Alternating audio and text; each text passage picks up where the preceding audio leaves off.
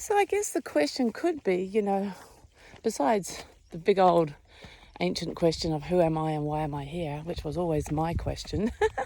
That's mine, guys.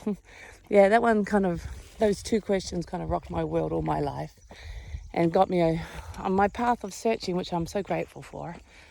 Because I wasn't content with just the ho-hum idea of life and 9-to-5 job, that I actually searched for the meaning of life, the meaning of my life. And that led me to meditation and led me to this meditation, which is the direct way, really, of seeing what the mind is and transcending it. And transcending doesn't mean you ignore it. It actually means you investigate and see what's there when you're not thinking, which means you start to become more aware of the watcher or the witnessing, the natural awareness that exists, whether you're thinking or not. And just by putting more attention there, you start to see the non-reality of thinking. And then you realize that all these beliefs and thoughts and reactions and ideas that you had thought as absolute truth before, crumble. Suddenly are not absolute truth, which is fascinating, because what is the absolute truth then?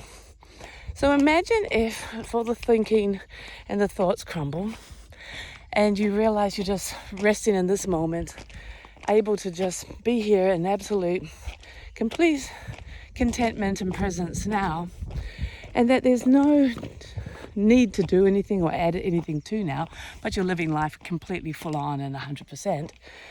And then you realize that this is actually your divine purpose, your divine way of being, your divinity itself, that there's no separation between you and your divine purpose.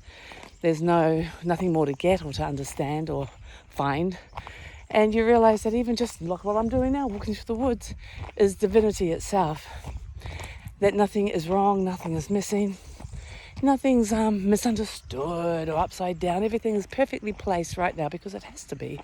Because there's no other time, there's no other moment, there's no other possibility than what you're experiencing now, because any other possibility would be in your head, would be a thought, an idea that something's different, something's not right now. So you start to investigate this whole new way of being and see if it's actually right, if it's your experience. And because it can be your experience, that's where your truth lies. It's not in a book. It's not even in what I say. It's absolutely in your ability to experience it yourself.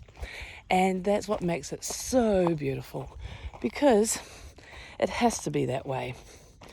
If it is your experiencing of divine presence now, there's no way that's something that's written in a book. Books are inspirational.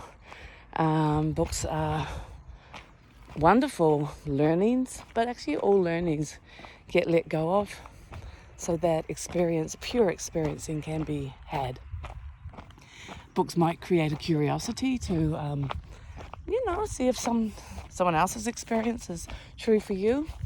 But if you're hunting for someone else's experience and your experience, well, then you're back in the mind again. You're not actually just letting go into what is now.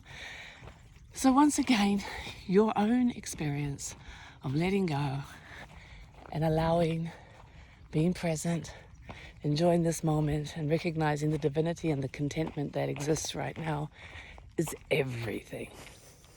Absolutely everything.